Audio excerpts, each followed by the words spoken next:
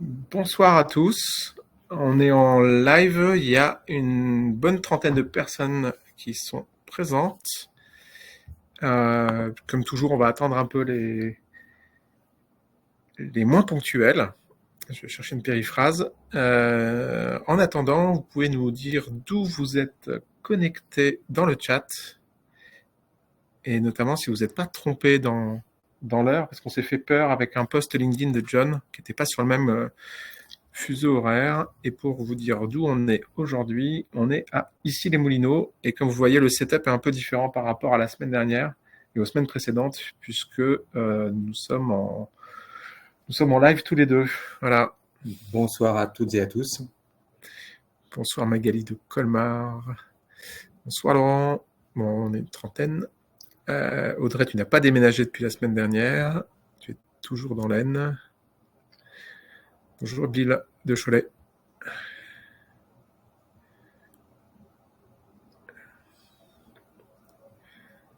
Bonjour Katia, bonjour Elodie. Bon, bonjour tout le monde, hein, vous avez compris le principe, c'est de nous faire un tout petit peu voyager. Il a plu ici encore tout à l'heure, un petit peu, non, un petit peu, raisonnablement, mais il valait mieux pas être en terrasse. Là, il fait beau. Voilà, la météo, ça meuble toujours. Bon, on prend toujours 2-3 minutes hein, pour les retardataires. En général, voilà, on commence dans 2-3 instants. On est toujours à l'heure chez O'Clock, Alors, on essaie d'être à l'heure chez O'Clock. n'est-ce pas? En tout cas, c'est une exigence. Oui. J'aurais pas le monopole des jeux de mots ce soir. Et effectivement, O'Clock, parce qu'on commence à l'heure et on finit à l'heure. Mais on aime aussi prendre son temps. Donc, on peut et savourer et déraper un tout petit peu, surtout quand c'est moi qui ai la parole, mais tu vas très vite la reprendre. Bon, on est encore très métropole, France métropolitaine aujourd'hui, si je dis pas de bêtises, et que ma géographie reste la bonne. Est-ce qu'on a des gens dans les 44 présents qui ne seraient pas en France métropolitaine et qui auraient envie de nous faire voyager? Oui, Nicolas, là, ça aide aussi un peu à créer du lien parce que la météo a un impact sur tout le monde directement. On ne vit pas forcément de la même manière, mais eh ben voilà. Bonjour Stéphanie de Porto. Avec donc 1 heure de moins. Avec 1 heure de moins, tout à fait. Ah oui, oui, les sous-titres, Sandrine, c'est vrai que les sous-titres, on les génère pas en temps réel. On n'a pas trouvé de solution pour l'instant pour sous-titrer en live. Il faudrait on va regarder pour améliorer ce setup-ci. Bon, déjà, aujourd'hui, on a fait beaucoup d'efforts parce qu'il y a beaucoup d'efforts. Bonsoir, shérif. Puisqu'on est l'un à côté de l'autre, donc je serai encore moins mobile que d'habitude. Et on va voir ce que ça donne, parce qu'on a une caméra ici, et on va se parler un petit peu pour relancer tout ça.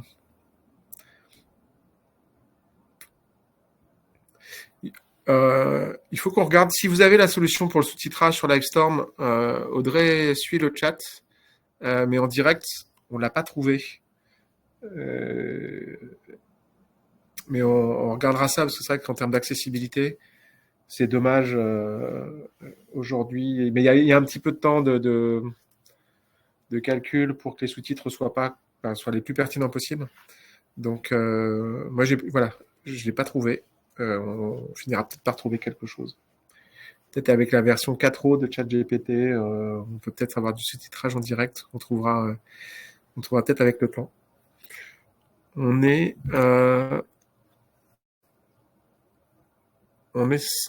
49. Il est 5, il est 4,5. Et Audrey lance le premier sondage. Alors vous voyez, on a amélioré notre prise en main de Livestorm. Avant, on n'était que sur du chat et on était un peu pâteau. Et maintenant, on utilise les sondages de façon proactive grâce à Audrey. Et donc, la méthode agile pour vous, ce soir, pour vous mettre dans le bain, c'est je connais bien, je connais un peu, c'est mon quotidien. Je découvre ce soir et j'ai besoin de réviser. Alors nous, on va ignorer pour pas biaiser la réponse parce que toi, c'est ton quotidien. Est-ce que j'ai besoin de réviser? J'ai besoin de réviser. On a toujours besoin de réviser. Voilà. Donc je vais ignorer, mais je vais mettre j'ai besoin de réviser. Comme ça, j'aurai répondu. Et ça va marquer les débuts.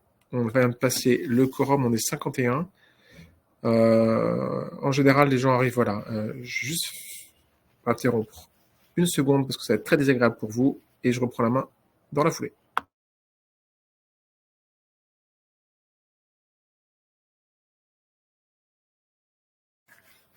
Les joies du printemps et du pollen. Donc nous voici pour l'Happy Hour avec John, avec une magnifique photo. Merci Cyril. Je t'en prie. Donc vous voyez, il est là, il ressemble à sa photo. De quoi on va parler ce soir? Les méthodes agiles, c'est l'art de réagir. C'est l'axe directeur de ton intervention.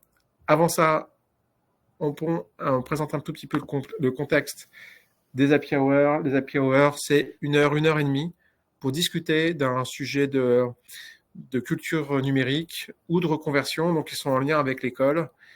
Et l'école O'Clock, qui sommes-nous rapidement, parce que vous n'êtes pas là pour nous entendre présenter l'école. On a formé 6500 personnes au métier de la tech depuis 2017. On forme à peu près maintenant 1500 personnes par an, toujours au métier de la tech, de développement. Alors le titre bien connu DVVM pour les intimes développeurs web mobile. On fait également de la conception d'applications. On travaille également sur toute la partie infrastructure, sécurité, réseau. On a quelques annonces en termes de nouvelles formations. Vous pouvez aller découvrir nos pages formation sur le site. On a quelques particularités. On est 100% à distance. On n'a pas de bureau. D'où aussi, merci de l'accueil ici, parce qu'on est chez toi. Bah, chez toi, on est dans ton bureau. Et on est en synchrone. Donc, c'est aussi une particularité par rapport à d'autres écoles qui font du distanciel. Les cours donc commencent à 9h, finissent à 17h. On vous met des vrais gens en face de vous, donc des formateurs passionnés et passionnants, des tuteurs, toute une équipe pédagogique. Et pour faire court sur cette partie-ci, quand on commence une formation chez O'Clock, quand elles sont matures, 97% du temps, les gens vont jusqu'au bout de la formation. Après, tout le monde n'a pas le diplôme, n'a pas le titre professionnel parce que c'est un jury indépendant et si tout le monde l'avait, c'est que le titre est trop faible. Mais en tout cas, tout le monde va jusqu'au bout, ou presque. Fini de parler de nous. On va parler, en tout cas de l'école. Maintenant, on va parler de nous. Donc, John. Eh bien, bonsoir à toutes et à tous. On se connaît depuis combien de temps, Cyril? 15 ans. 15 ans, c'est ça, ouais, 15 ans. Et c'est un plaisir d'intervenir. Merci beaucoup pour l'invitation. O'Clock, la reconversion professionnelle, ça fait sens pour moi. J'ai 48 ans, je suis leader de la transformation IT depuis maintenant environ 12-13 ans, et j'ai créé une société qui s'appelle Convergent et qui a vocation à trouver la convergence des gens et à leur permettre en fait de converger vers une reconversion réussie. Et donc ma présence ici à tes côtés avec O'Clock en fait fait sens. Merci beaucoup pour l'accueil. Je t'en prie. Et depuis la semaine dernière, je suis toujours CEO d'Oclock. Et c'est pas moi qui cause ce soir. Alors, quelques règles de bonne pratique. Vous avez en bas à droite un chat. Vous pouvez naviguer entre les sondages, les questions. Si vous avez des questions à nous poser, il vaut mieux les poser en mode question et on y répondra au fur et à mesure. Moi, j'ai la main sur l'écran. Le chat, c'est plutôt Audrey qui va regarder ça au fil de l'eau et répondra au fur et à mesure. Et moi, je poserai les questions à John, mais on va d'abord lui laisser le temps de dérouler toute sa présentation et je ferai des vagues de questions-réponses. Mais n'hésitez pas à intervenir, à interagir au fil de l'eau pour rendre tout ça le plus vivant possible parce que nous, on s'entend, on se voit, vous êtes derrière vos écrans. La seule manière d'avoir des contacts avec vous, c'est via le chat et les questions.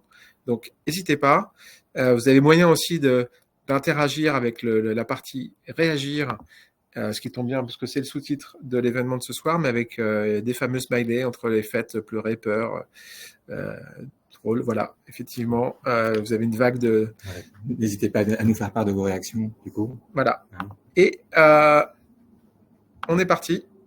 Mais avant de partir, la semaine prochaine, on fait un peu de pub, 18h la semaine prochaine, mardi également. une session un peu particulière sur Rust, donc un langage de programmation. Pour faire très court, les spécialistes vont me détester. C'est une sorte de C++ plus récent. Et vous verrez pourquoi c'est intéressant de s'y mettre en 2024 si vous n'êtes pas mis plus tôt. Et on va avoir nos experts maison de l'équipe pédagogique qui vont animer une table ronde sur l'actualité de Rust. Et je pense qu'on va bien s'amuser aussi dans un registre légèrement différent. John, maintenant, c'est à toi. Je te passe la parole. Merci Cyril. L'agilité, c'est l'art de réagir. Ouais. Réagir à quoi?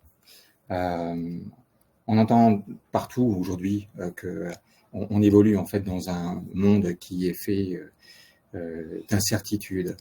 Je vous ai partagé ici en fait une citation d'un philosophe qui a, je crois, peut-être 90 ans. Ah, il est plus de 100 ans. Plus de 100 ans, c'est ça. Hein, il y a eu une publication il n'y a pas longtemps. Il faisait la première page d'un magazine, dont on va taire le nom. Edgar Morin, philosophe, sociologue, qui nous dit que si l'ignorance en fait de l'incertitude, comme vous pouvez le lire, en fait conduit à l'erreur, il y a une chose qui est certaine en fait, c'est la certitude de l'incertitude. Et c'est cette incertitude de l'incertitude qui conduit à la stratégie et aux meilleures stratégies. Ce qui est certain du coup, c'est l'incertitude. On peut l'écrire comme ça, l'incertitude. Incertitude. Donc aujourd'hui, on a pris conscience en 2024 que nous naviguons avec les crises successives que nous rencontrons, que nous naviguons toujours en fait dans un contexte d'incertitude. Et ça, c'est une chose qui est certaine. Alors, quand on est face à l'incertitude, eh bien, le mieux, c'est de pouvoir réagir. Et arrivent là-dessus, en fait, des méthodes dites agiles. Alors, on va en parler. On va revoir, en fait, les principales définitions, les mots qu'on entend quand on parle, en fait, d'agilité. Ce sont des choses qu'on nous montre. Mais chez O'Clock, on va vous démontrer ce soir ce que ça veut dire, en fait. On va pas que vous le montrer, on va vous démontrer ce que ça veut dire en fait l'agilité. Et pour ça, on va faire un effort étymologique sur l'origine en fait de ce mot. Et ensuite, on va regarder comment on peut réagir dans le temps et avec les structures managériales qui sont disponibles dans l'organisation. Alors, d'abord un nuage de mots. L'agilité. Moi, ça fait près de 13 ans que j'évolue de façon agile. La business a opté pour l'agilité, nous dit dans les cahiers de la Business Harvard Review, et on nous dit en fait que l'agilité, c'est pour être plus souple, plus réactif, plus créatif. Ouais, plus réactif. J'ai reparcouru toutes les bibliothèques, toute la presse, toute la librairie disponible en fait sur l'agilité. On nous dit que ça permet de nous adapter, d'être plus réactif, d'évoluer, une capacité d'adaptation par rapport à la rapidité d'évolution du marché. On parle de créativité, d'intelligence collective, de mobilité, de flexibilité. On parle de tout ça. Mais au fond, qu'est-ce que ça veut dire en fait ce mot-là? Est-ce que c'est une méthode? Est-ce que c'est une culture? Ou est-ce qu'il s'agit d'autre chose? Alors, chez O'Clock, on va vous le démontrer ce soir. D'abord, un peu d'étymologie. Agilité. Ça vient du latin agilitas, qui est lui-même, en fait, dérivé du grec agérer. Agérer. Le plus grand des linguistes de tous les temps s'appelle Ferdinand de Saussure. Et il aurait déclaré sur la fin de sa vie qu'on trouve le véritable sens d'un mot dans son anagramme. L'anagramme de agérer, c'est agir. D'accord? L'anagramme d'agérer, c'est agir. Ok, agir. Mais ça, on agit depuis déjà bien longtemps. On agissait bien avant en fait l'arrivée de l'agilité. Donc du coup, ça répond pas à notre question. Qu'est-ce que c'est que l'agilité? Et en effet, tu as accompagné le pilotage, hein, Cyril, de projets de transformation de façon séquentielle en cycle en V. Tu as aussi travaillé et fait évoluer et avec réussite en fait des deliveries avec des projets agiles. Avant, on agissait déjà, on faisait des spécifications fonctionnelles générales, puis détaillées, on partait en développement, on réalisait une recette fonctionnelle, on faisait des tirs de perf, et après on vérifiait pour mettre en production. Bref, on agissait. Alors qu'est-ce qui change du coup par rapport à l'agilité? C'est quoi la différence? On a repris ici avec Cyril en fait les différents. Vous voyez à gauche en fait de l'écran les méthodes dites stage gate avec des étapes. On les appelle aussi cycle en V, sachant que le V, ça vient de l'aérien. C'est pour ça qu'on appelle cycle en V. Et ça s'appelle aussi méthode dite waterfall ou en cascade. On parle aussi de méthode séquentielle, de relay race, méthode traditionnelle. Ces mots-là, vous allez les retrouver en fait dans un article qui a été pondu en 1986 par deux Japonais, Nonaka et Takeshi, qui sont les premiers, deux sociologues en fait japonais, qui sont les premiers à avoir utilisé l'analogie du mot Scrum. C'était aussi dans la Business Harvard Review en 1986. Et ils comparent en fait ces méthodes avec, à droite, les méthodes dites itératives, incrémentales, empiriques et lean. Ces quatre mots, vous voyez sur la droite, vous allez les retrouver dans le Scrum Guide, dans la version 2020 du Scrum Guide. Itératif, ça vient du latin iterare. Ça veut dire voyager, répéter, refaire. Et donc, si on s'interroge sur ce que c'est que l'agilité, on a là déjà un premier élément de réponse dans l'itération. Par rapport à ce qu'on connaissait avant, on livre en fait de façon plus rapide avec un cycle itératif. Les itérations en Scrum, elles peuvent aller de 1 semaine à 4 semaines. Alors du coup, l'agilité, c'est quoi agilité? Oui. Alors on a déjà une question, mais moi je vais faire une parenthèse. Tu as cité Nonaka et Takeshi. Il y a un bouquin qui a un peu vieilli sur l'évolution créatrice qu'on mettra en référence, qu'on mettra aussi dans l'article synthèse sur la manière de transférer le savoir. Ouais. Et c'est leur thèse qui change quand même beaucoup la vision de la transmission entre les savoirs implicites et les savoirs explicites et ce qu'on apprend individuellement et ce qu'on apprend collectivement. Ouais. C'est pas l'objet de l'intervention de ce soir, mais comme tu faisais, c'était la minute culture, au-dessus de la minute culture, parce que on fait pas d'étymologie tous les jours quand on fait des projets IT. Et je te laisse reprendre, parce que je trouve que c'était intéressant dans un contexte d'organisme de formation qui fait le choix du full distanciel, de reparler d'évolution créatrice et voilà, dans l'article qui te sera consacré après, comme telle une page Wikipédia, on précisera cette partie-ci pour enrichir ton propos. Et en effet, ces deux Japonais, depuis la fin de la guerre, depuis les années 1940, avaient observé ce qui fonctionne le mieux dans les entreprises à la fois américaines et aussi japonaises. Alors parmi les entreprises japonaises, on va retrouver les plus célèbres qui sont encore aujourd'hui les fleurons de l'industrie comme Toyota. Et dans ce livre, en fait, ils partagent en fait les méthodes les plus innovantes. Donc oui, ce sera peut-être l'objet même d'un autre happy hour. Ça pourrait faire l'objet d'un happy hour. On sera peut-être moins nombreux inscrits, mais ça pourrait faire l'objet d'un happy hour. On ne sait jamais, peut-être qu'il y ait parmi nous en fait des Japonais. J'en serais ravi. Et voilà, vas-y, reprenons. Alors du coup, donc l'agilité, donc ça vient de agilitas, de agere, c'est l'anagramme de agir. Mais du coup, là, on comprend que la différence entre avant, en fait, les méthodes dites traditionnelles et les méthodes itératives, il y a cette idée d'itération.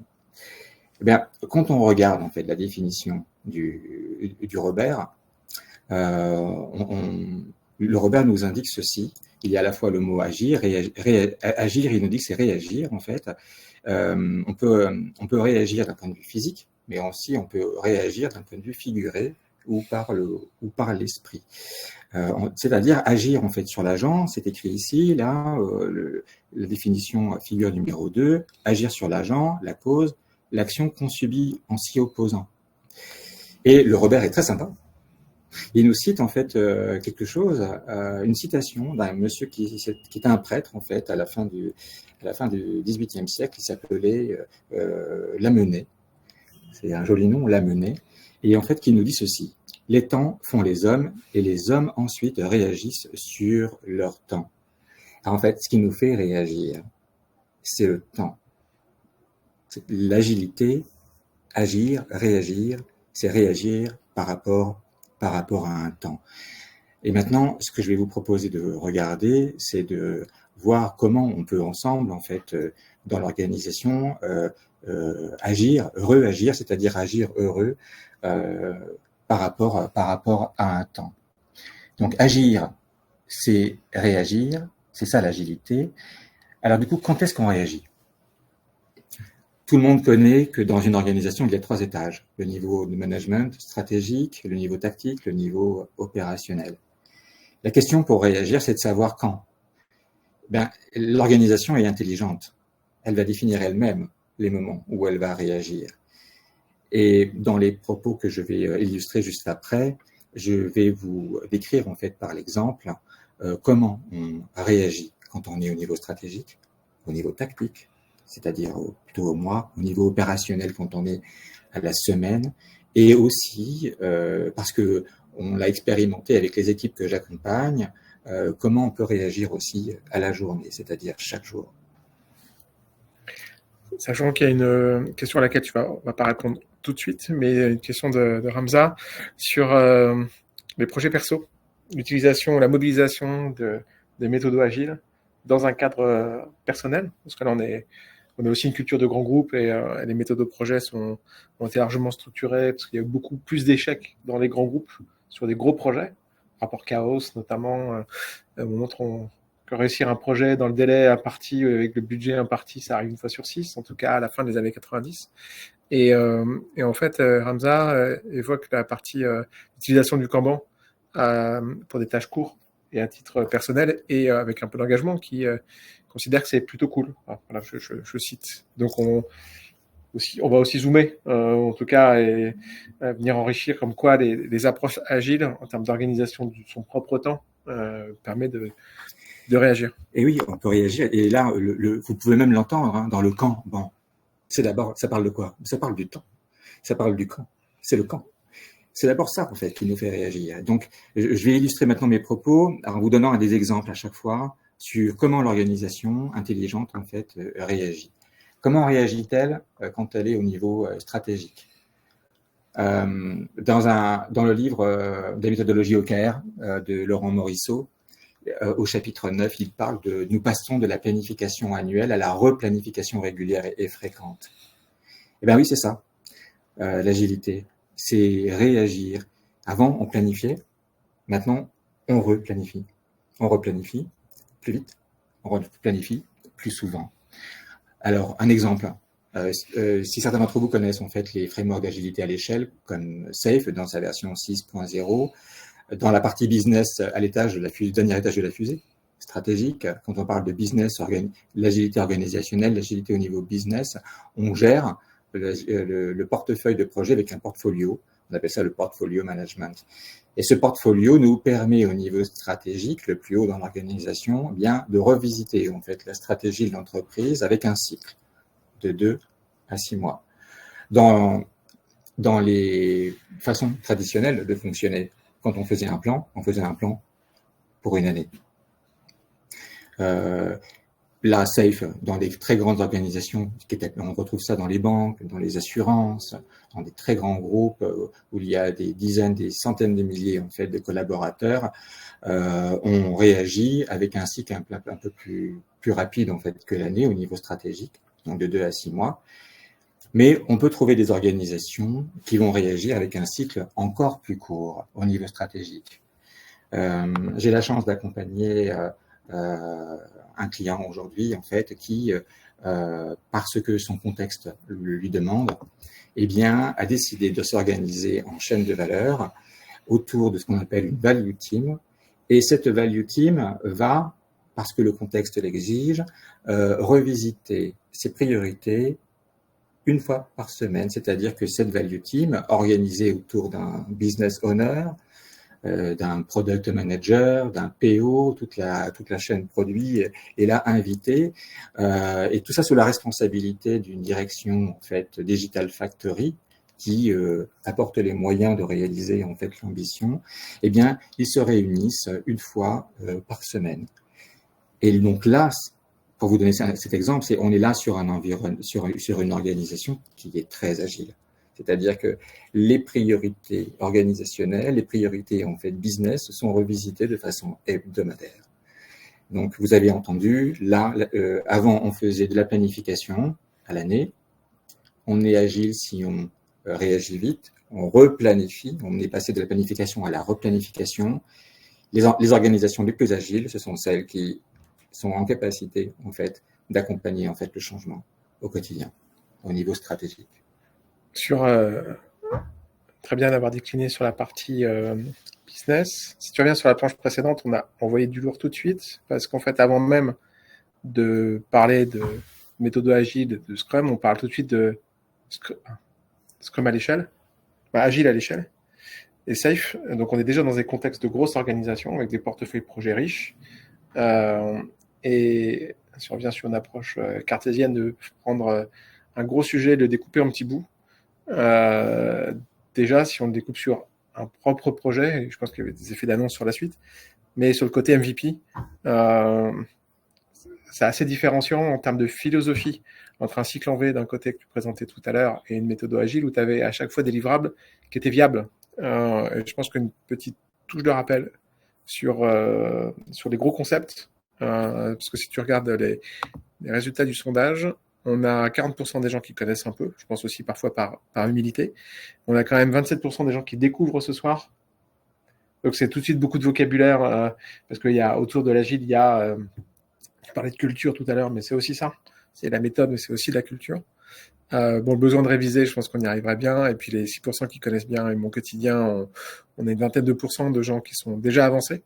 Mais je voudrais ne pas perdre ceux qui sont en début ou qui découvrent ce soir, et en faisant des allers-retours autant que possible. Alors c'est toujours délicat de plaire à tout le monde et de s'adresser à tout le monde, mais juste si on peut bien faire attention à la diversité de nos publics ce soir.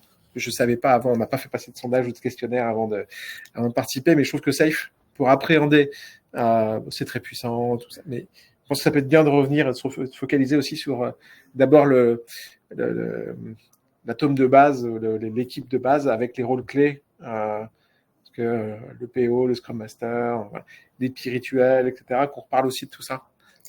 Du coup, c'est combien, 41%, c'est ça qui découvre Scrum ce soir, en fait. Non, il connaît un peu qui connaît l'agilité. Voilà, se découvre ce soir, c'est 27%. 27%. Alors, pour les 27% qui découvrent ce soir, vous retenez, en fait, que l'agilité, c'est réagir, et qu'au niveau stratégique, en fait, l'agilité nous permet aujourd'hui, eh bien, au niveau le plus élevé, en fait, de l'organisation, de réagir plus vite. Parce que le contexte a changé avec, on l'a dit, avec beaucoup plus d'incertitude. Donc, réagir, avant, on réagissait à l'année. La stratégie, on peut maintenant la décliner à la semaine. Dans l'entreprise, il y a le niveau stratégique, mais il y a aussi le niveau tactique. On appelle ça le niveau programme, c'est-à-dire qui encadre plusieurs équipes opérationnelles.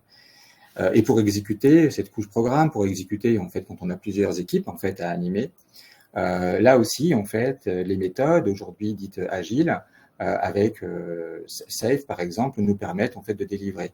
Mais même si on ne fait pas du Safe, il y a une logique, en fait, qui s'est diffusée, c'est de livrer, en fait, de façon régulière, par palier, on appelle ça, avec des logiques de vérification régulière. On définit des paliers, on définit une durée, on se met d'accord sur les objectifs, et à la fin de chaque palier, on vient réaliser, en fait, une rétrospective pour pouvoir, en fait, nous permettre d'améliorer, de nous améliorer de façon collective. Ce rythme-là, on est au niveau tactique, on n'est plus sur une stratégie à l'année, on est sur une stratégie tactique qui est réalisable, en fait, sur plusieurs mois, parce que la fenêtre du mois, ou de plus 1 mois, 2 mois, 3 mois, trimestrielle, elle est à la fois petite, pour pouvoir, en fait, mesurer de l'avancement, mais elle est aussi actionnable, elle est aussi exécutable. C'est la raison pour laquelle souvent on fait du report par trimestre. Le trimestre, le 3, c'est ce qui est retenu dans un autre outil qui est dans la librairie, en fait, Safe, qui s'appelle le PI Planning, qui, en fait, c'est un plan à 3 mois qui nous permet de donner, en fait, du rythme, de sécuriser, en fait, les livraisons, et à la fin de ces 3 mois, eh bien, on va pouvoir réagir là aussi. On va réagir en faisant une rétrospective à la fin de ce plan, et au plan suivant, on va ce qu'on appelle en fait assumer le plus tôt possible la variabilité. C'est-à-dire que quand on construit un plan à 3 mois, on va instruire déjà un plan B au cas où notre plan A ne fonctionne pas. Et à la fin de ce plan, donc on se réunit en rétro et on analyse en fait ce qui a bien marché, ce qui a moins bien fonctionné, afin de garantir en fait une boucle d'amélioration continue. Donc, on a vu comment on peut agir plus vite quand on fait de la stratégie, en faisant de la priorisation stratégique au fil de l'eau. Au niveau programme, au niveau de l'encadrement de plusieurs équipes, on appelle ça donc le niveau tactique. Il y a les outils par palier, les outils PI Planning. Donc on fait des plans à 3 mois et on s'adapte. Maintenant, on était à l'année, on a vu le mois. Qu'est-ce qui se passe au niveau des équipes, au niveau opérationnel? Eh bien là, il y a un framework qui s'appelle Scrum, qui est le plus utilisé en fait dans l'agilité. On en est à la 6e version officielle de Scrum. Donc Scrum avant. Première analogie 1986, inventé par Ken Schwaber, Joseph Sutherland en fait dans les années 90. Première version du Scrum Guide, c'est 2010. On est en 2024.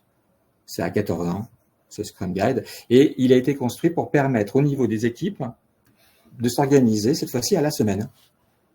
On planifie, on fait ce qu'on appelle un planning de sprint. On définit qu'un sprint dure entre 1 et 4 semaines. Et à la fin de chaque itération, qui dure de 1 à 4 semaines, on va s'adapter. Et donc, on va permettre à l'équipe, au collectif, en fait, de réagir. Et c'est de la responsabilité des devs de produire à l'issue d'une cérémonie qui s'appelle le sprint planning. On appelle ça un backlog, un sprint backlog, et de pouvoir en fait produire ce sprint backlog sur les 3 ou 4 semaines. Maintenant, à la fin du sprint, à la fin d'une semaine de travail, voire 4 semaines de travail, l'équipe se réunit pour pouvoir en fait démontrer la production, son délivrable. On appelle ça une sprint review, et c'est une véritable réunion de travail qui a pour but d'enrichir en fait le produit avec une boucle d'amélioration continue. Donc là aussi, on peut à nouveau réagir. Cette fois-ci, on réagit au niveau de la semaine, voire de plusieurs semaines. Alors, on réagit à l'année, on réagit au mois, on réagit à la semaine. C'est très très bien, mais on pourrait aussi réagir à la journée pour être encore plus réactif. Et à la fin du sprint, on fait ce qu'on appelle une rétrospective qui garantit l'amélioration, continue, où toutes les équipes, Product Owners, Scrum Master, les développeurs, toutes les équipes qui travaillent en fait sur le produit se réunissent pour pouvoir en fait l'améliorer. Et là, on peut à nouveau redémarrer une itération, redémarrer donc un sprint qui dure de 1 à 4 semaines pour à nouveau répéter, refaire en fait, mais cette fois-ci, on refait ce que l'on répète, on répète jamais la même chose. Donc, ce que l'on va répéter, on va le répéter avec plus de succès parce qu'on aura garanti en fait notre amélioration continue. On va voir maintenant la partie qui, pour moi, me semble être la plus intéressante pour notre public ce soir. S'il y a parmi vous, donc il y a beaucoup de devs, ouais. Eh bien, tout à l'heure, quand je vous ai dit que dans le Scrum Guide, en fait, c'est de la responsabilité des devs de produire un plan. Hein, on aime qu'un plan se déroule sans accroc. L'agence to risque. L'agence to risque, c'est ça, ouais. Ça ne rajeunit pas. C'est pour les cinquantenaires, pour ceux qui ont la ref. On va voir maintenant que les devs, en fait, vous avez la possibilité, parce que vous en avez aussi le pouvoir, en fait, de définir en fait un plan à la journée. Donc, on va descendre au niveau du quotidien, au niveau de la journée. J'ai un exemple concret à vous partager c'était dans une société qui produit du solidaire et qui fait de la cagnotte en ligne. Je vais taire le nom, mais il n'y en a pas beaucoup sur sur le marché qui sont sur ce créneau. Je pense qu'on l'a mis dans tes références en plus dans l'invitation, donc je pense que j'ai envie de trouver. D'accord. Donc on peut s'adapter.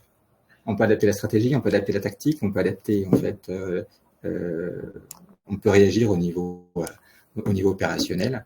On va voir maintenant l'intérêt de réagir à la journée. Là, ce que l'on voit à l'écran, c'est un plan.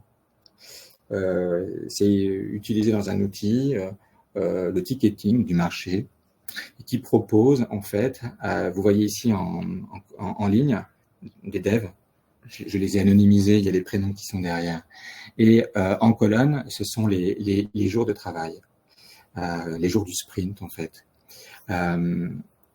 Si je bouge en fait ma souris, c'était pendant en fait le Noël en fait 2022. Nous sommes au démarrage d'un sprint. Le sprint dure 2 semaines. Donc 10 jours ouvrés, et ça tombe pendant les périodes de Noël. Nous sommes le mercredi 21 décembre. Noël, c'est dans 3 jours. L'équipe ne sera pas au complet pendant cette période-là, parce que beaucoup vont prendre des congés. Et à l'issue en fait du sprint planning, l'équipe produit ce qu'on appelle un sprint backlog avec à l'intérieur. C'est quoi l'objectif de ce qu'on va produire au bout de 10 jours? La liste des tickets qui sont tous ready for dev. Ça veut dire que les devs, vous avez vérifié avant de démarrer en fait l'itération, le sprint, la semaine, vous avez vérifié que vous savez de façon assez précise ce que vous avez à faire, eh bien pour vous permettre de coder dans les meilleures conditions. Et vous avez la responsabilité, selon le Scrum Guide, de produire un plan. Ce plan, l'équipe l'avait déployé dans une fonctionnalité qui s'appelle le drop plan. Et le mercredi 21 décembre au matin, alors qu'on commence à coder dans le dur, une des fonctionnalités les plus importantes, c'est la contribution de paiement par carte bancaire. Et c'est le dev backend qui a le plus d'expérience en fait sur ce sujet, qui va en fait à qui on a assigné en fait la tâche. Et il nous annonce en fait le jeudi matin que alors qu'il part en congé le jeudi soir et pour une semaine, eh bien en fait qu'il n'aura pas terminé en fait sa tâche. Et vous le voyez ici, la contribution que je pointe là, créer la contribution par carte bancaire, le code back-end, il est pendant en fait de l'intégration par le front. On est en front là sur du Next et sur du React.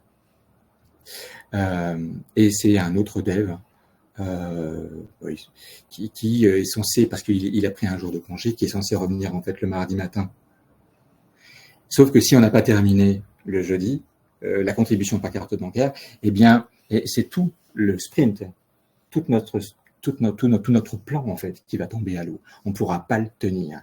Eh bien, grâce à ce plan, on a pu réagir. On a pu réagir. Il nous a prévenu dès le mercredi matin qu'on serait en risque. Il nous l'a confirmé le CDF backend dès le jeudi matin en daily meeting.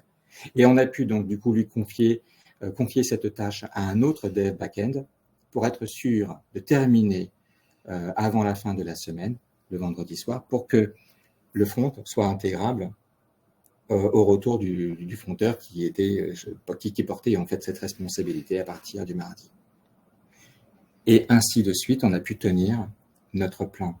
Si on tient notre plan, on tient l'objectif de notre sprint. Si on tient l'objectif de notre sprint, on délivre de la valeur. Donc là, vous pouvez le voir chaque jour en daily meeting, dans la version 2020 en fait, du Scrum Guide. Avant, on disait qu'est-ce que j'ai fait la veille, qu'est-ce que je vais faire aujourd'hui. On s'en fout de ce qu'on a fait la veille. On peut faire de la veille pour nourrir en fait notre intérêt intellectuel sur les technos. Et c'est ce que l'on fait avec O'Clock. On fait de la veille aussi. Et par contre, ce qui est intéressant, c'est de concentrer en fait l'effort sur qu'est-ce qu'on peut faire aujourd'hui pour tenir notre plan, pour réagir, pour le sécuriser, et donc nous permettre de livrer notre incrément de valeur à la fin du sprint. Il y a plusieurs avantages à faire ça. C'est que en un seul coup, on voit si les tâches sont cohérentes. En un clin d'œil, on voit si le sprint dure 2 semaines, s'il dure 1 semaine, on voit si ça rentre ou pas dans le planning. Alors, en un coup d'œil. C'est assez rapide. Souvent, s'il y a trop de tâches dans le backlog qu'on a à faire, eh bien, on les voit positionner dans les derniers jours en fait du sprint, dans les derniers jours de travail à réaliser. Ça nous permet aussi d'afficher un bon ordonnancement. L'informatique, c'est complexe.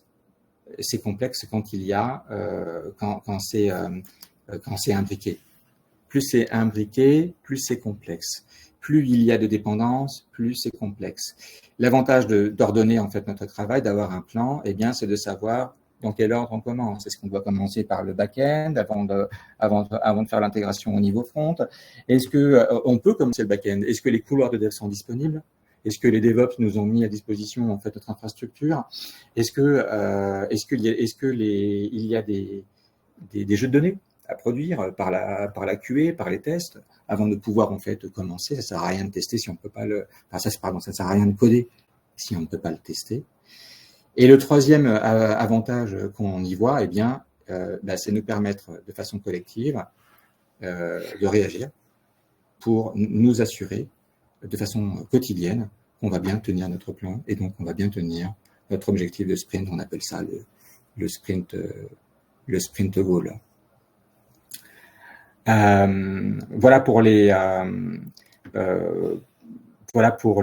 réaction à la journée. En synthèse, ce que l'on peut retenir de l'agilité, c'est que l'organisation, elle est intelligente. Elle est intelligente et c'est elle-même qui va définir les cadences de sa réaction. Chaque organisation, en fonction de son contexte, trouvera par le test, par l'expérimentation, les meilleures cadences au niveau stratégique, tactique, opérationnel et journalier. Tu avais une question? Je te propose effectivement qu'on fasse une pause ici, relative, pour prendre des questions et puis probablement aussi pour compléter ou pour discuter.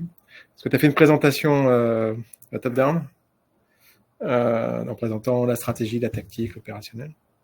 Sauf qu'en fait, le vécu historique, en tout cas tel que moi je l'ai, c'est que ces méthodes de gestion de projet, c'est d'abord par l'opérationnel qu'on a quitté le cycle en V. Parce que finalement, ce que tu évoquais tout à l'heure sur la définition d'un chemin critique, ça sert à rien de commencer une tâche si les prérequis ne seront pas atteints. Tu le trouves dans un cycle en V quand tu découpes ton projet en tâches et que tu définis des prédécesseurs, tu identifies un chemin critique, sauf qu'en fait, il y a une sorte de rigidité qui est liée au cycle en V, qu'on n'a pas dans le Scrum. Mais en fait, c'est pour ça aussi, je pense qu'on va refaire aussi le point sur cette unité de base, c'est-à-dire ce qui vient sur l'équipe minimale, la philosophie même du Scrum par rapport à un cycle en V où on se dit voilà ce qu'on veut, on veut construire une cathédrale et donc je veux qu'elle soit prête l'année prochaine et on met les moyens en fonction et on fait tout le cycle que tu évoquais tout à l'heure avec les specs général, les specs détaillés, etc. Le Scrum, après plusieurs essais, il y a eu d'autres approches, l'extreme programming aussi, etc. Mais on va faire court, on va pas faire non plus les dinosaures du développement. Le Scrum arrive finalement à avoir une telle force opérationnelle sur une équipe de base. Je pense qu'il faut repréciser avec les différents rôles de chacun, mais un peu la squad principale, démontre opérationnellement sa capacité à livrer du projet dans de bonnes conditions, à se réorganiser, etc., en optimisant les moyens et en réagissant face aux imprévus, parce que c'est aussi ça. Il y a un moment, quand on construit des projets avec un cycle en V et qu'il y a quelque chose on n'est pas livré de telle ou telle chose, toute la chaîne s'arrête. Là, en fait, il y a une capacité à se réorganiser, comme tu l'as montré tout à l'heure, mais il y a quelques outils, il y a quelques rôles clés, et c'est cette organisation atomique qui vient, par son efficacité, contaminer même la culture managériale, parce que tu es remonté sur le plan stratégique et on voit bien, il y a toute une communication, et puis même en termes marketing, quand on parlait d'extreme programming, on avait l'impression qu'on faisait du sol élastique. Donc, quelque part, c'est pas rassurant d'aller voir son patron et dire « Ah non, je vais me mettre à l'extreme programming ». On dit « Est-ce que tu as une assurance pour ça ?» Le Scrum, finalement, a mis une couche marketing très efficace sur la méthode, même parler d'agilité. Personne, le contraire d'agilité, c'est quoi? C'est d'être pâteau. Personne n'a envie de sortir la méthode pataude ou mammouth ou dinosaure. Il y a dans le vocabulaire et dans le succès, je pense, de Scrum, cette approche-là. Mais je pense qu'il faut revenir au point de départ qui est cette équipe, comment elle fonctionne, comment elle se répartit les rôles, qu'est-ce qu'elle a de très innovant. Le MVP, c'est intéressant aussi de vouloir livrer à chaque fois quelque chose qui est viable à chaque itération pour éviter les effets tunnels. Parce que là aussi, il parlait de la cathédrale de tout à l'heure, si on ne sort rien pendant 5 ans, il y a des effets tunnels énormes. Donc, je pense qu'on peut prendre un temps pour repréciser ça, même si ça peut paraître un peu le début de la route, en tout cas pour les gens qui. Mais moi, je pense aussi, voilà, aux quelques pourcents des gens qui n'ont pas pratiqué depuis un moment ou qui ont eu un vague cours ou une intervention qui vivent pas le Scrum ou les méthodes agiles au quotidien, qu'on prenne un peu de temps pour ancrer ces notions-là et profiter de la suite. Il y avait des questions en plus sur une partie des. Il y a beaucoup de cérémonies. Donc, dans les questions qu'on n'avait pas évoquées, Katia qui évoquait est-ce qu'on pourrait revenir sur l'équipe. Oui, bien sûr. Et avant même, je pense, j'interprète peut-être la question de Katia, mais dans ce cas-là, on pourra la préciser au chat. Mais c'était l'équipe par rapport à l'approche stratégique que tu évoquais tout à l'heure, ou un métier qui est capable de se réorganiser rapidement, et même l'approche OKR, qui est finalement une déclinaison dans le management d'une approche agile, que je trouve très intéressante. Et après, on a une question sous un autre angle, d'Aurélie, sur la durée du sprint review. Et donc, quelque part, les grandes phases entre l'analyse du backlog, les dimensionnements des tickets, le moment où on bosse quand même, on ne fait pas que planifier, et puis le moment où il y a les grandes phases d'un cycle. Donc le cycle, on revient sur le cycle Scrum, on revient aussi sur les rôles, clés. Ouais. D'accord, au niveau opérationnel, c'est ça. Aussi les rôles au niveau stratégique ou que au niveau opérationnel. Essentiellement au niveau opérationnel. Je pense que sur le volet stratégique, on complétera le cas échéant. Tout à l'heure, on parlait des Japonais. Bon, encore eux, ces deux sociologues, Nonaka et Takushi, ont écrit un bouquin, en fait, ont travaillé pendant toute leur vie, en fait, sur aussi les connaissances tacites. La force de Scrum, c'est que c'est un cadre de travail, on appelle ça léger, un événement, on appelle ça un événement conteneur dans lequel il y a 4 autres événements. Alors, un événement, c'est quoi? C'est comme un événement sportif, comme le Tour de France, par exemple. Ça dure 3 semaines. Et bien, dans l'événement, il va y avoir plusieurs cérémonies qu'on appelle aussi des events, des événements. Donc, il y en a 4. Le premier, en fait, c'est de faire un plan, le planning de sprint ou le sprint planning. Une fois qu'on a planifié, en fait, ce qu'on a fait, on a, en fait, ce qu'on appelle un daily scrum. Chaque jour, on vient exécuter, en fait, notre plan. Et vous l'avez vu, on peut réagir à la journée en adaptant notre plan pour être sûr de le tenir. Et à la fin donc du rythme de travail que l'on s'est fixé, si la cadence dure 1 semaine, 2 semaines, au maximum c'est 4 semaines pour une itération, on fait ce qu'on appelle les événements clôture du sprint. Il y en a 2. Il y a la sprint review, pendant lesquels en fait les développeurs sont fiers du travail qu'ils ont réalisé, et ils viennent en fait non pas démontrer dans une relation client-fournisseur, mais ils viennent présenter en fait ce travail afin de pouvoir l'enrichir. C'est une vraie réunion de travail pour pouvoir enrichir en fait le produit digital. C'est la dernière occasion de pouvoir le regarder, l'inspecter, examiner le travail qui a été fait pour l'améliorer. Et le 4e événement, c'est la rétrospective, la sprint rétrospective. On en a parlé tout à l'heure, qui permet en fait de nous améliorer. Et tout ça, c'est rendu possible avec trois rôles clés. Quand l'entreprise va vous donner un rôle, elle donne un but à votre action. Et ce qui est très fort dans Scrum, c'est que le but de l'action qui est à atteindre, il est très clair. Il y a d'abord un rôle de Product Owner. Le Product Owner, c'est celui qui est le garant de la réalisation de valeur. Et c'est écrit noir sur blanc, il est là pour maximiser la création de valeur. Parce qu'il est au contact des acteurs du métier, parce qu'il est au contact de la tech, et parce qu'il est au cœur même de l'équipe de dev. Eh bien, il vient maximiser la valeur entre les choix qui sont juste des choix d'évolution fonctionnelle, et puis la réalité technique de ce qui est réalisable. Il y a un deuxième rôle qui est le Scrum Master. Tout le Scrum repose sur lui, hein, c'est le maître de la mêlée. Il est le garant de la performance de l'équipe. Et il vient mêler les voix, il vient démêler tout ce qui est en mêlée. Il participe, c'est lui qui distribue la parole souvent en fait durant les daily meetings, et il vient s'assurer que l'équipe progresse de façon continue dans la résolution de ces nœuds difficultés pour être le garant de cette performance. C'est lui qui va expliquer les rôles à chacun. Donc c'est clé en fait ce rôle dans l'organisation. Le Scrum Master, le maître de la mêlée, il est le maître parce qu'en fait il connaît le Scrum Game et il est capable d'expliquer à chacun quel est le but, quel est le but à atteindre. Et c'est très bien codifié. Et il y a les devs. Les devs ont une responsabilité, hein, qui est de produire un plan en démarrage du sprint. Et à la fin du sprint, ils doivent en fait valider la qualité de ce qu'ils ont codé, de ce que vous allez coder demain, qui doit être conforme avec ce qu'on appelle une definition of done, c'est-à-dire on liste les critères avant de démarrer le sprint, on définit les critères qui nous permettront de dire qu'à la fin du sprint, eh bien, on aura bien atteint le niveau de performance en fait que l'on s'est fixé. Voilà pour les trois rôles. Il y a trois rôles, mais il y a une responsabilité supplémentaire qui est l'équipe, la Scrum Team. Donc, chaque rôle en soi porte une responsabilité, mais l'équipe, qui n'est pas un rôle, a une responsabilité. La responsabilité de l'équipe, eh bien, c'est de livrer un incrément de produits logiciels qui soit utile, qui soit utilisable. Et c'est la responsabilité de l'équipe, du coup, de choisir en fait ce qu'elle va prendre au démarrage de son sprint. Et c'est la responsabilité de l'équipe de faire son plan, de l'adapter et de réagir vite.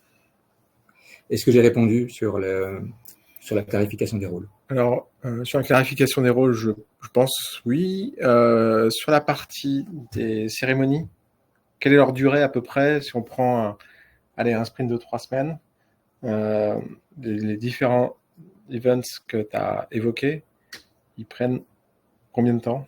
C'est une question intéressante parce que du coup, le sprint planning qu'on a évoqué tout à l'heure, la planification du sprint, si on prend une équipe de 10 personnes, parce que Scrum nous conseille de ne pas dépasser 10, parce qu'au-delà de 10, en fait, à partir de 14, ça multiplie en fait le nombre d'interactions. Il y a une étude intéressante qui a été publiée aussi par Harvard, en fait, qui nous démontre ça. Plus il y a d'acteurs, en fait, plus il y aura en fait d'interactions. Mais c'est exponentiel. Donc du coup, limiter en fait une équipe à 10, c'est être garant en fait de la performance en fait, de l'équipe. La durée des différentes cérémonies. Le sprint planning, il est écrit dans le Scrum Guide qu'il a une durée maximum en fait de 8 heures pour une itération de 4 semaines. Il n'est pas écrit qu'il doit durer moins de façon proportionnelle si pour un sprint qui durerait 2 semaines ou 3 semaines. Ce qui veut dire que l'on peut s'autoriser, si on est sur un sprint de 3 semaines, pour répondre à ta question, d'utiliser toute la time box nécessaire, c'est-à-dire 8 heures, pour produire l'efficacité attendue. Pourquoi? Parce que 10 personnes dans une équipe, avec le Scrum Master et le Product Owner, 8 devs dont la QA, donc les testeurs, la qualité, l'assurance qualité, ça représente près de 50 000 minutes de travail. Et souvent dans les entreprises, en fait, c'est bâclé en 1 heure. On a la prétention de vouloir planifier un sprint et le succès d'un sprint de 50 000 minutes en 60 minutes. Eh ben non, ça marche pas comme ça. Pour que le plan se déroule sans accroc, et voire même avoir instruit la variabilité de ce plan, eh bien, c'est tout le travail qui est fait en amont. Ensuite, le daily meeting, deuxième cérémonie, ça va durer au maximum 20 minutes. C'est très time-boxé, 2 minutes de prise de parole. On raconte pas ce qu'on a fait la veille, on en a parlé. On vient dire, voilà, qu'est-ce que j'ai prévu de faire aujourd'hui? Et est-ce que je rencontre une difficulté? Et de façon collective, qu'est-ce qu'on peut faire pour atteindre en fait le plan qu'on s'est fixé? Et en fin de sprint, nous avons en fait les cérémonies de clôture, la sprint review.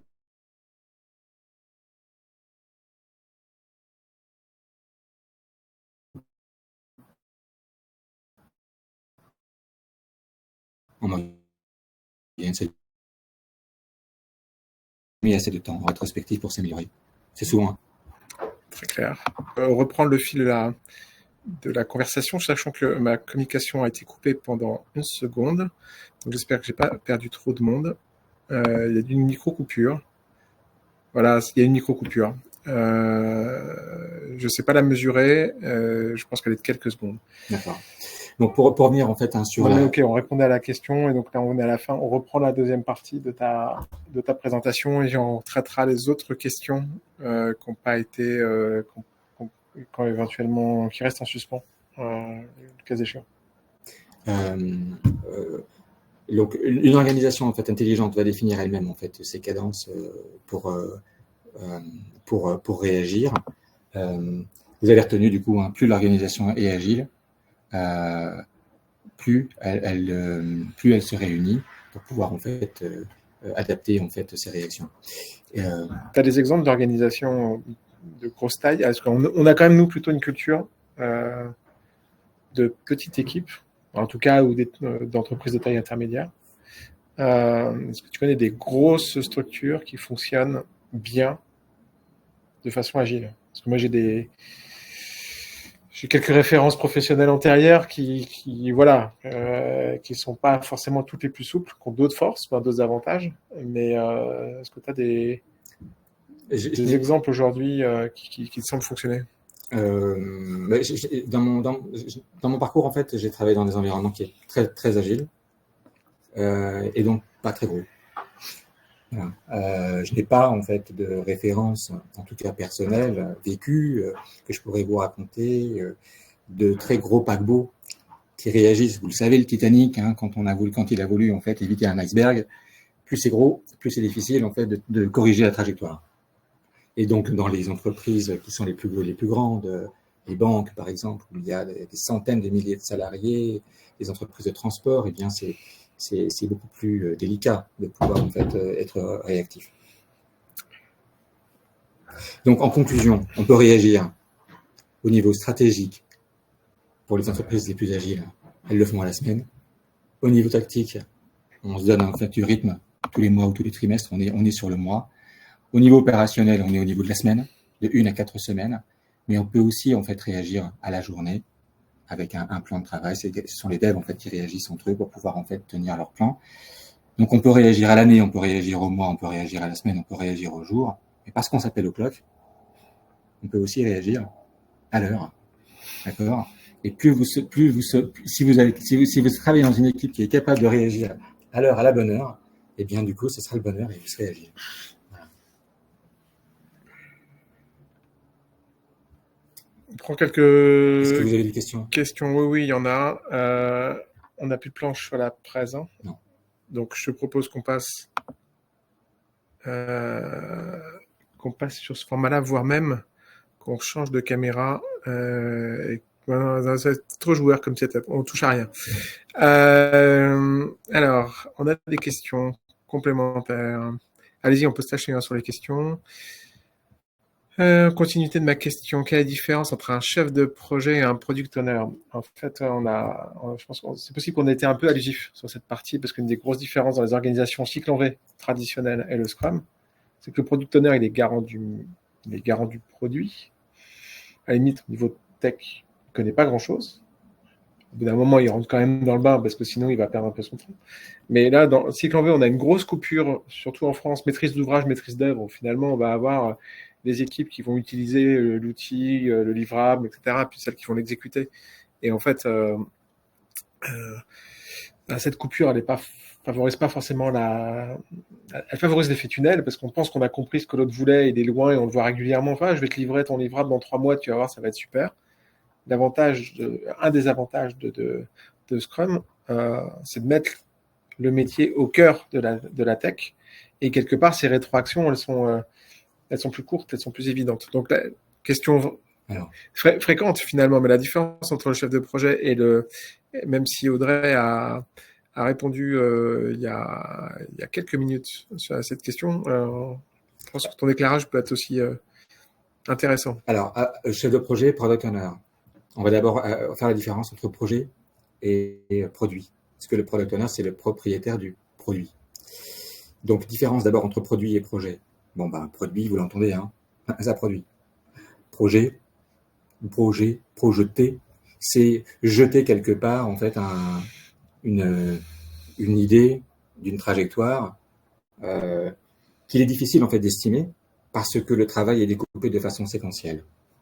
Et parce qu'il est découpé en course de relais, on se passe le bâton, on se passe en fait le sujet d'équipe en équipe. D'abord la conception, ensuite les équipes techniques, ensuite le test.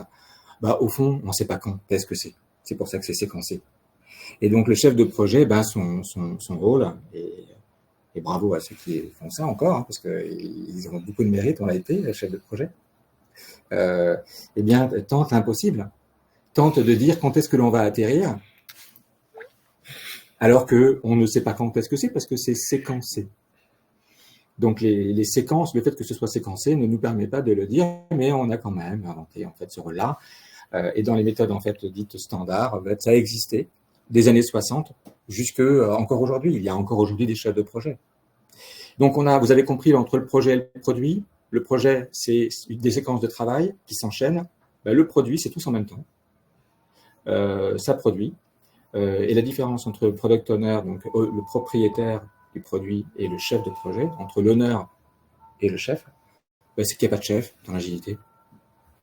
Il n'y a pas de chef. On parle de leader, mais le lead, le vrai leader, c'est pas celui qui décide, c'est celui qui favorise la création et l'émergence de la meilleure idée.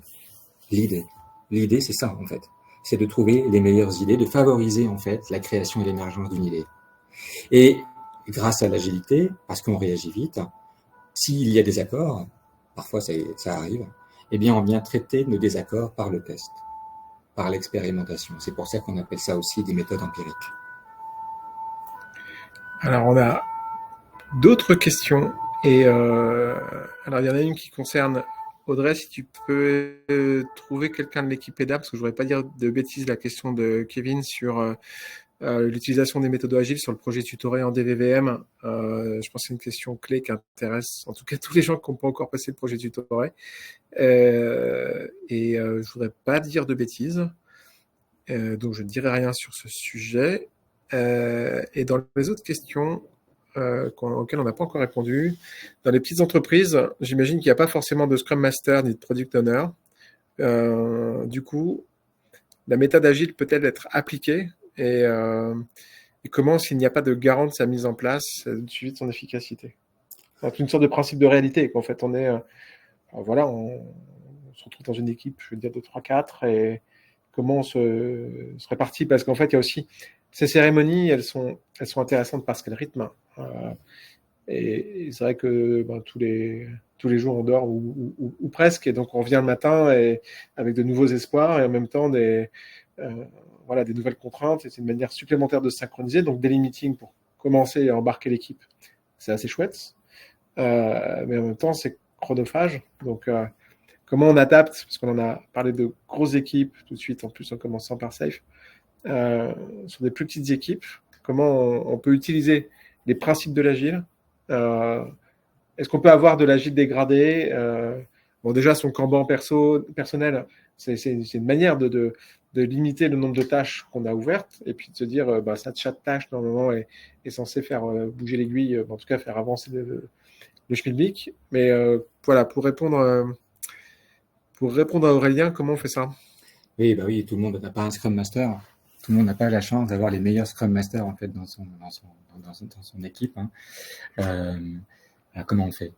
L'agilité, bien sûr, elle est appliquée dans les entreprises qui déploient des services en fait informatiques, mais on pourrait très bien en fait aussi l'appliquer à n'importe quelle usine de production. On peut l'appliquer, on a parlé en préambule, même à titre personnel, on peut appliquer en fait l'agilité. Dès lors où vous avez compris, nous avons compris que l'agilité, c'est réagir. Alors, pour ça, si on n'a pas de Scrum Master, de façon concrète, eh bien, il est possible, avec l'équipe, de se réunir et puis de dire, on fait un plan, comme le sprint planning, on est transparent sur ce que l'on va faire, on se réunit chaque jour, à la même heure, au même endroit, de façon en respectant une time box, pour être efficace. On se distribue la parole, ou on garantit d'ailleurs l'équilibre de parole, pour pouvoir en fait partager notre avancement sur la tenue de ce plan. Et puis à la fin de la cadence que l'on s'est fixée. Ça peut être une semaine, ça peut être 5 semaines. Si on n'est pas dans une équipe informatique, eh bien, on se réunit de la même manière que le ferait une équipe Scrum et qui aurait un Scrum Master. On se réunit pour partager notre avancement, démontrer notre travail, l'examiner, l'améliorer, et puis pour nous améliorer de façon continue, on fait une rétrospective. On anime une rétrospective et on n'a pas besoin de Scrum Master pour ça. On a besoin juste de respecter le temps de parole de chacun pour que chacun qui est mêlé en fait à ce travail puisse partager en fait ses meilleures idées afin, dans l'itération suivante, dans le sprint suivante, de s'adapter en continu. C'est possible donc du coup de faire du Scrum sans avoir de Scrum Master si on est appliqué à une entreprise de service ou même à des fonctions support. Moi, je trouve que ce qui est très fort aussi dans le Scrum par rapport à un cycle en V, c'est sur cette étape de planification. En fait, avec plusieurs choses, c'est le backlog pour gérer les demandes de changement. Parce qu'en fait, par rapport à des expériences réelles, où on commence à développer une fonctionnalité ou quelque chose, on a finalement un grand chef qui vient nous dire ah oui, mais en fait, je veux ce changement-là et je veux ce truc-là en plus, etc. Et en fait, ce qui fait qu'on a du mal à gérer le changement parce qu'on a des demandes de changement, parce qu'on a une demande forte qui existe. Et en fait, le backlog sert de deux choses. Il sert aussi à dire ah bah oui, ta demande là de fonctionnalité elle est très importante, mais là on est dans un sprint en cours et on va pas changer notre plan. Ça, c'est quand même une des grosses forces, je trouve, de la gestion de la backlog par rapport à tout ce que j'ai pu voir avant. Et l'autre point, c'est que la planification, on l'a fait en commun avec les gens qui vont faire le boulot. C'est-à-dire que tu parlais de chef de projet auparavant, qui n'est pas forcément toujours chef, mais on peut discuter de ce point. Mais en fait, on dit à un moment, on met des gens qui font les specs, on dit voilà la complexité, ça c'est tant de points de fonction, donc c'est tant de jours de dev parce qu'on a des abacs, machin, etc. Et en fait, on arrive et on impose un planning aux développeurs. Il faut imposer quand même un minimum de cadre aux gens, et puis on voit bien qu'on est là dans une optique de performance. Mais en fait, quand on construit le planning, on regarde les fonctionnalités avec les user stories, etc. Et on se dit, voilà, moi, il va me falloir tant de temps pour développer cette partie-ci parce que je subodore la complexité, voilà, avec l'aide éventuellement d'un lead dev ou pas. Et on estime, en tout cas avec les gens qui le font. Ça, c'est le deuxième point aussi. Je trouve qu'il y a plus d'efficacité parce qu'on se plante moins dans la planification, parce que les projets, ils ont aussi ça. On est en mode projet parce que c'est la première fois qu'on fait les choses. Quand on fait une omelette, normalement, voilà, c'est pas un projet. On sait, on a le tour de main, on casse les œufs, on bat. Mais la première fois qu'on fait une pièce montée, c'est un micro-projet parce que quand voilà, une première pièce montée, on sait pas forcément. On voit qu'il y a quand même un peu de technique et tout ça, mais on ne sait pas exactement dans quel ordre on fait les choses. Et en fait, ça sert à ça aussi. Le mode projet a quelque chose de complètement unique. Et donc, il y a de l'aléa. Quand on fait des travaux, on se plante toujours parce qu'il y a quelque chose auquel on n'a pas pensé. Donc, en fait, le gros point, deuxième gros point fort pour moi du Scrum, c'est dans la planification. On l'a co-construit avec les gens qui vont bosser concrètement derrière. C'est extrêmement responsabilisant. Et c'est seuls ceux qui... Enfin, la force, c'est ça, hein, tu l'as dit. Hein, si on reprend en fait une analogie, le chef de projet, pour clarifier si besoin était, va calculer le délai avec lequel en fait une équipe court un relais. Il va estimer à la place de ceux qui font. La force en fait de l'agilité, en fait, c'est que seuls ceux qui font, ce sont ceux qui font le job qui vont, c'est-à-dire les devs, qui vont estimer à quelle vitesse ils vont courir en fait le sprint. Et plutôt que de le courir de façon en course de relais, les uns après les autres, ils vont courir ensemble. C'est comme s'ils étaient liés en fait. Donc, du coup, cette idée de mêler, c'est pour ça qu'on emploie cette analogie avec le Scrum, c'est que les gens sont mêlés entre eux, ils vont traverser, ils vont courir ensemble avec cette idée d'unité as a unit en fait. Et en effet, deuxième point, c'est sur le backlog. Sécuriser en fait pour que l'équipe en fait puisse atteindre son objectif, eh bien on définit à l'avance une liste de travail à faire et on ne déroge pas de cette liste, on ne laisse pas créer, c'est-à-dire du bruit, on appelle ça du bruit supplémentaire en venant changer en fait les objectifs en cours de sprint pour sécuriser l'atteinte de l'engagement. Ça c'est toujours un peu, ça arrive quand même. ça arrive, mais si on modifie en fait en cours de sprint l'objectif de l'équipe, auquel cas on a l'argument pour savoir pourquoi à la fin de l'itération, tout l'objectif ne sera pas atteint. Mais ça fait écho, j'ouvre une parenthèse pour la fermer très vite, mais ça fait écho aussi à la PIR qu'on a fait avec Julien sur l'efficacité personnelle. C'est qu'en fait, ne prendre qu'une tâche et ne pas en sortir finalement jusqu'à l'avoir complètement exécutée, donc avec les problématiques de focus, bah en fait, on le retrouve à un niveau individuel, on le retrouve en termes de levier de performance au niveau de l'équipe, et d'avoir un cadre. Et Julien évoque aussi la partie time boxing, comment on met dans un agenda un temps défini pour faire une chose. Bah, finalement, là, on a une autre dynamique parce qu'on est en équipe, donc les engagements qu'on prend aussi publiquement, et on a tendance à davantage les tenir, surtout aussi dans un cadre professionnel. Donc c'est aussi engageant de daily meeting, et c'est aussi un petit peu à ça. Il y a plein. Alors, on commence à jouer les arrêts de jeu. On n'a pas perdu tout le monde, donc je vous remercie de votre assiduité. Mais il y a aussi une question très intéressante, je trouve, d'Abdoulaye Cherif Touré sur comment mesure-t-on le niveau de maturité agile d'une équipe. Est-ce qu'on est obligé de pratiquer tous les rituels pour être agile? Et sinon, c'est quoi le minimum de rituels à appliquer? Scrum dit que si on n'applique pas toutes les cérémonies, on n'est pas Scrum. Ok, une fois qu'on a dit ça, on n'est pas bien avancé. Bon, par contre, quand ça a été construit, ça a été construit sur la base de l'observation, bien sûr par les Américains, mais tu l'as dit tout à l'heure, en fait, Cyril, ça a été marketé par les Américains. Mais avant ça existait dans les années 1950, dans les années 1960, il y avait, avec la route Deming, ce qu'on appelle le PDCA. Plan, you plan, you do, you check, et vous vous améliorez. Eh bien, ces quatre, faire le plan, réaliser, examiner et s'améliorer de façon continue, c'est ça, être agile. C'est réagir, c'est créer en fait les conditions, une structure qui favorise à la fois la transparence, l'inspection et l'adaptation. Alors, si on est Scrum Guide by the book, on va l'appliquer parce que ça marche en fait, hein, mais on pourrait très bien tester d'enlever une cérémonie, mais je trouve que c'est bien conçu comme ça, c'est bien articulé comme ça, le fait de faire un plan, de l'adapter tous les jours, c'est un effort de transparence. En fin de sprint, on examine en fait notre travail et en plus, on a l'occasion de s'améliorer de façon continue. Donc, pour répondre à ta question, en fait, Cherif, à votre question, parce que je le vous vois en fait dans la réalité. Très bien. J'ai l'impression d'être beaucoup plus intime. Pour répondre à la question de Cherif,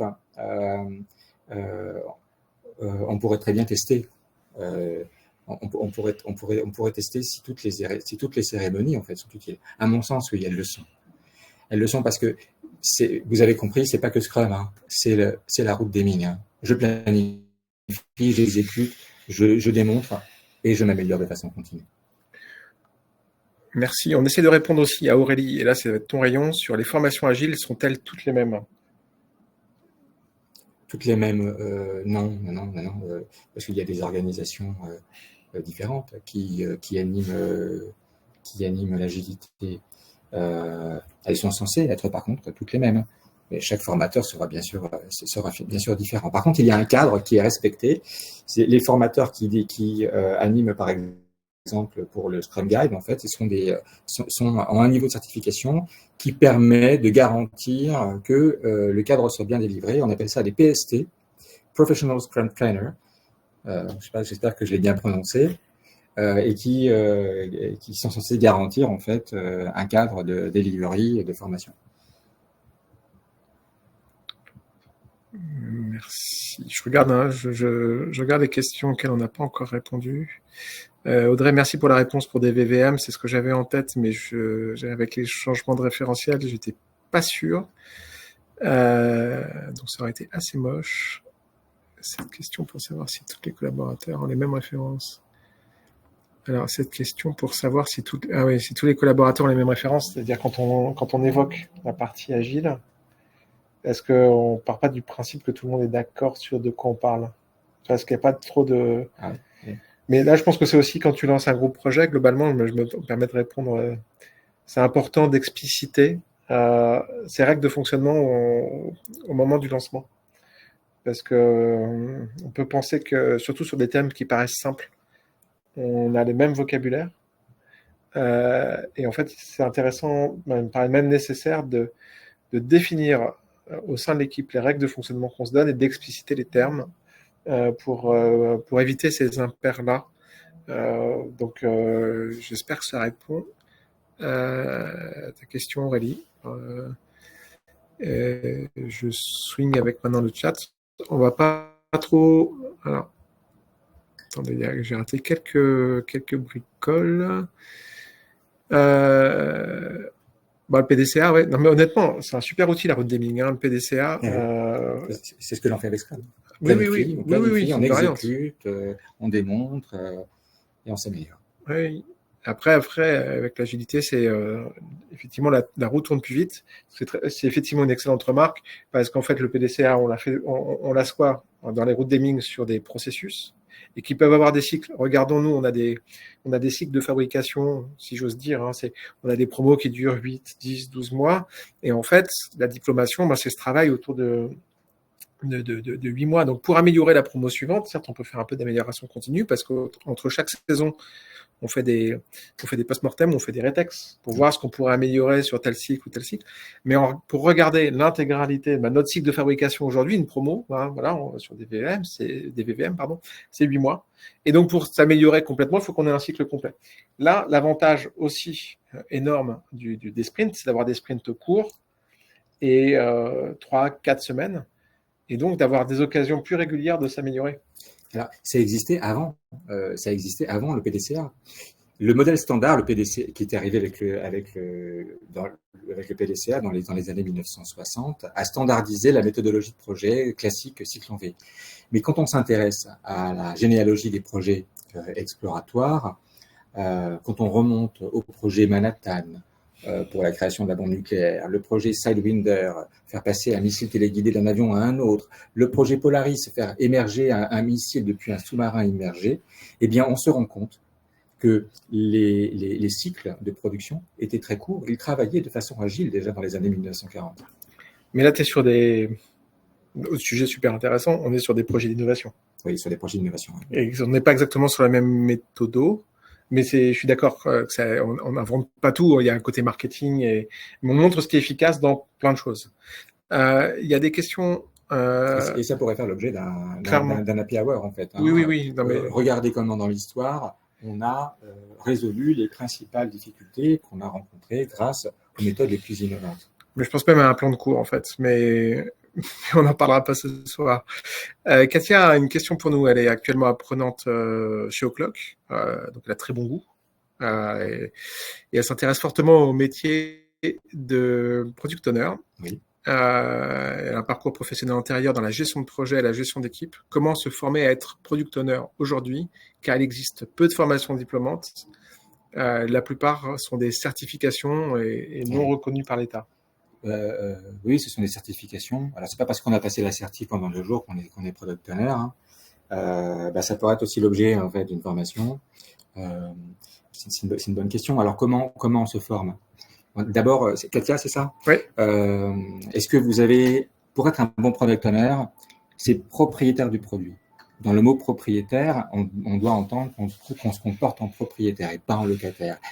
Et si on fait référence au japonais, pour tenir ce rôle et atteindre le but qui va avec ce rôle, c'est-à-dire maximiser la création de valeur, il y a certaines connaissances tacites que je vais lister et vous allez regarder si ça fait partie en fait de votre savoir-être. Le product owner, c'est le PO. Les PO, c'est quelqu'un qui sait découper la vision de son produit en un élément qui soit éligible à la durée maximum du sprint. Là où souvent les PO se plantent, c'est parce que quand ils ont découpé une histoire qui est à développer par les développeurs, eh bien, elle ne rentre pas dans la fenêtre d'exécution. Voilà. Et la user story n'est pas réalisable dans un sprint. Bon, par construction, là déjà, les carrés et les ronds, ça ne rentre pas. Donc, les connaissances tacites, analytiques, une grande qualité rédactionnelle, un très bon communicant, parce que le product owner, il est en relation en fait avec les acteurs métiers, et il va en fait porter la voix du produit jusqu'au cœur de l'équipe de développement. Et bien sûr, parce qu'il est analytique, il sait prioriser par la valeur, et il sera le garant, il va se comporter en propriétaire de son produit.